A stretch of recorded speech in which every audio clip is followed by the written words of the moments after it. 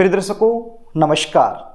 श्राद्ध पक्ष की शनिश्चरी अमावस्या के दिन एक मुट्ठी चावल से किया गया एक छोटा सा उपाय करवा सकता है आपके बच्चों का विवाह। यदि आपके बच्चों की शादी में लगातार देरी बनी हुई है, लगातार अड़चने आ रही हैं, तो ये कार्यक्रम आपके लिए है। अब की बार श्राद्ध पक्ष की जो अमावस्या आ रही है वो शनिश्चरी अमावस्या है, और शनिश्चरी अमावस्या के अंदर वो पावर होती है कि विवाह में आ रही बड़े से बड़ी अड़चन को दूर कर सकती है और तत्काल विवाह के योग बना सकती है। प्रिय दर्शकों, श्राद्ध पक्ष की शनिश्चरी अमावस्या के दिन जल्दी शादी होने का एक उपाय पहले भी मैंने बताया था। आज से 4-5 दिन पहले उस उपाय पर वीडियो बना करके मैंने अपलोड कर दिया था। बहुत सारे लोगों ने उस उपाय को देखा। कुछ कमेंट आए कि सर कोई ऐसा उपाय बताइए जो सुबह के समय हम कर सकें, क्योंकि जो उपाय मैंने पहले बताया था वो उपाय शाम के समय करने का है। शायद आपने भी देखा होगा। यदि आपने भी उस उपाय को देखा है और आप उसको करना चाहते हो तो उसको भी कर सकते हो, क्योंकि वो उपाय शाम के समय का है, और ये उपाय भी साथ में कर सकते हो क्योंकि ये उपाय सुबह के समय का है जो अभी मैं आपको बताने वाला हूँ। और यदि वो उपाय आपने देखा नहीं है, वो वीडियो नहीं देखी है, तो नो प्रॉब्लम, आप केवल यही उपाय कर दीजिए जो अभी मैं आपको बताने वाला हूँ। प्रिय दर्शकों, सुबह आपने जल्दी उठना है, स्नान आदि से निवृत्त होकर के साफ सुथरे धुले हुए वस्त्र पहन लेने हैं। एक मुट्ठी चावल ले लीजिए, एक मुट्ठी चावल को उबाल लीजिए। आप एक मुट्ठी चावल, थोड़ा सा पानी डाला, उसको उबाल लीजिए, उसके अंदर और कुछ नहीं डालना। एक बरगद का जो पेड़ होता है उसका पत्ता आपके पास होना चाहिए। ये बरगद के पेड़ का पत्ता आप एक दिन पहले भी तोड़कर अपने घर में रख सकते हो। इसको पानी में आप रख दीजिए ताकि ये ताज़ा रहे, और सुबह एक मुट्ठी चावल उबालकर इस बरगद का जो पत्ता है इसके ऊपर रख लीजिए, और उसके ऊपर थोड़े से काले तिल भी आप रख लीजिए। आपने बरगद का जो पेड़ है उसका पत्ता लिया, उसके ऊपर चावल रखे, उसके ऊपर थोड़े से काले तिल आपने रखे, और उसके बाद थोड़ा सा मीठा आपने रख लेना है। मीठे में आप खांड ले सकते हैं, बूरा ले सकते हैं, चीनी ले सकते हैं, थोड़ा सा मीठा भी रख लीजिए, और 1 चम्मच शुद्ध देसी घी की उसके ऊपर रख लीजिए। ये हो गया। और क्या करना है, एक स्टील का लोटा आपने लेना है। स्टील के लोटे में सबसे पहले थोड़ा सा गंगा जल आपने डालना है, उसके बाद उसको शुद्ध जल से भर लेना है। उसके बाद उसके अंदर थोड़ा सा कच्चा दूध आप डाल लीजिए, एक चुटकी हल्दी की उसके अंदर डाल लीजिए, और गुड़ का छोटा सा टुकड़ा उसके अंदर डाल लीजिए। थोड़े से जौ आपने डालने हैं। जौ क्या होते हैं आप समझते हैं? जो नवरात्रों में उगाए जाते हैं, कई जगह पर इसको जवार भी बोलते हैं, जौ भी बोलते हैं। तो थोड़े से जौ आप ले लीजिए। थोड़े कितने? आपके बच्चे की उम्र के हिसाब से।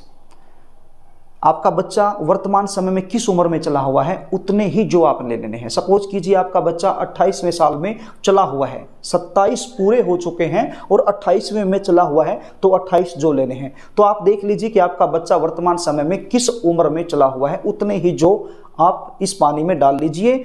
और काले तिल भी आपने डालने हैं। काले तिल कितने डालने हैं? इसी प्रकार से जिस उम्र में आपका बच्चा चला हुआ है उतने ही काले तिल आपने इस लोटे के अंदर डाल लेने हैं। अब ये दोनों चीजें लेकर के आपका जो भी पूजा मंदिर है, घर में जो आप पूजा पाठ करते हैं, वहां पर चले जाइए। इनको अपने सामने रखकर बैठ जाइए। किस किस को? ये जो बरगद का पत्ता है जिसके ऊपर आपने चावल वगैरह रखे हुए हैं, ये और ये पानी का लोटा, ये दोनों चीजें लेकर के बैठ जाइए और एक मंत्र का जाप कीजिए, केवल 11 बार। मंत्र क्या है आप स्क्रीन पर देख लीजिए। इसका उच्चारण मैं कर देता हूं। बड़ा आसान मंत्र है। यदि आपको पढ़ना भी नहीं आता है तो आप सुन लो इसको। 2 से 3 बार सुनोगे, अपने आप आपके दिमाग में बैठ जाएगा। क्या है? ओम सर्वेभ्यो पितृभ्यो नमः, मम पुत्र या पुत्री विवाह कुरु कुरु स्वाहा। अब यहां पर एक बात का ध्यान आपने रखना है। यदि आप अपने बेटे के लिए कर रहे हैं तो पुत्र, और यदि बेटी की जल्दी शादी के लिए कर रहे हैं तो पुत्री। बस इसका ध्यान आपने रखना है। एक बार और मैं बताता हूं कैसे। ओम सर्वेभ्यो पितृभ्यो नमः, मम पुत्र या फिर पुत्री विवाह कुरु कुरु स्वाहा। और यदि आप बच्चे खुद हैं, ये खुद उपाय करना चाहते हैं, तो यहां पर आपने बोलना है ओम सर्वेभ्यो पितरेभ्यो नमः मम विवाह कुरु कुरु स्वाहा। इस प्रकार से आपने इस मंत्र का 11 बार उच्चारण कर लेना है। जो माता पिता हैं वो थोड़ा सा ध्यान दे लीजिए यहाँ पर। यदि आप पुत्र के लिए कर रहे हैं तो पुत्र बोलना है, और यदि पुत्री के लिए कर रहे हैं तो पुत्री बोलना है। बस इस बात का आपने ध्यान रखना है। 11 बार इस मंत्र का जाप कर लीजिए।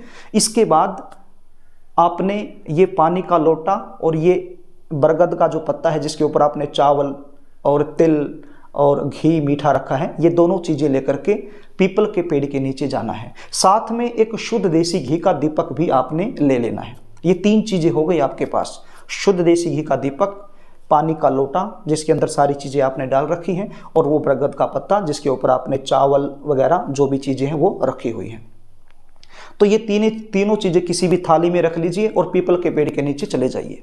पीपल के पेड़ के नीचे जाकर के सबसे पहले ये जो जल का लोटा है इसको आप बरगद जो पीपल का पेड़ है उसकी जड़ में दीजिए, अपने पितरों का ध्यान करते हुए, दक्षिण दिशा की तरफ मुख करते हुए। साउथ जोन में आपका मुख होना चाहिए जब आप ये पानी पीपल की जड़ में दे रहे हो। तो पानी देने के बाद आपने जो दीपक है वो जला देना है, शुद्ध देसी घी का दीपक जला दीजिए। इस समय भी आपका जो मुख है वो दक्षिण दिशा की तरफ होना चाहिए।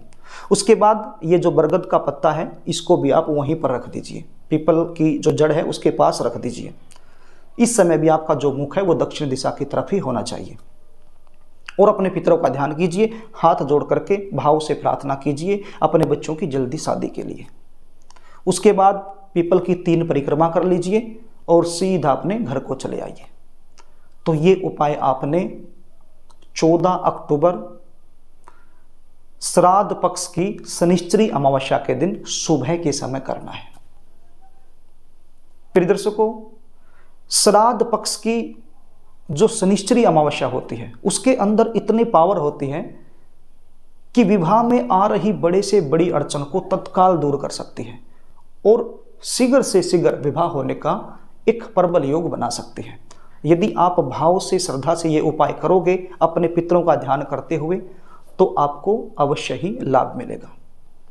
यदि आप अपने बच्चों की जन्म कुंडली का विश्लेषण मुझसे करवाना चाहते हैं, बच्चों की शादी में लगातार देरी बनी हुई है उसका मुख्य कारण मुझसे जानना चाहते हैं, भगवान का दिया हुआ आपके पास सब कुछ है लेकिन फिर भी बच्चों का रिश्ता कहीं पक्का नहीं हो रहा है, बार बार अड़चने आ रही हैं, रिश्ते होकर के टूट जा रहे हैं, रिश्ते आना बंद हो गए हैं, शादी कहाँ होगी, कब होगी, किस दिशा में होगी, कैसे परिवार में होगी, शादी के बाद का जीवन कैसा रहेगा, या फिर आपके जीवन से जुड़ी हुई किसी भी प्रकार की समस्या का ज्योतिषीय समाधान यदि आप मुझसे लेना चाहते हैं तो स्क्रीन पर दिखाए गए व्हाट्सएप नंबर पर आप अपनी समस्या टाइप करके मेरे पास भेज सकते हैं और जन्म कुंडली का सटीक विश्लेषण मुझसे करवा सकते हैं।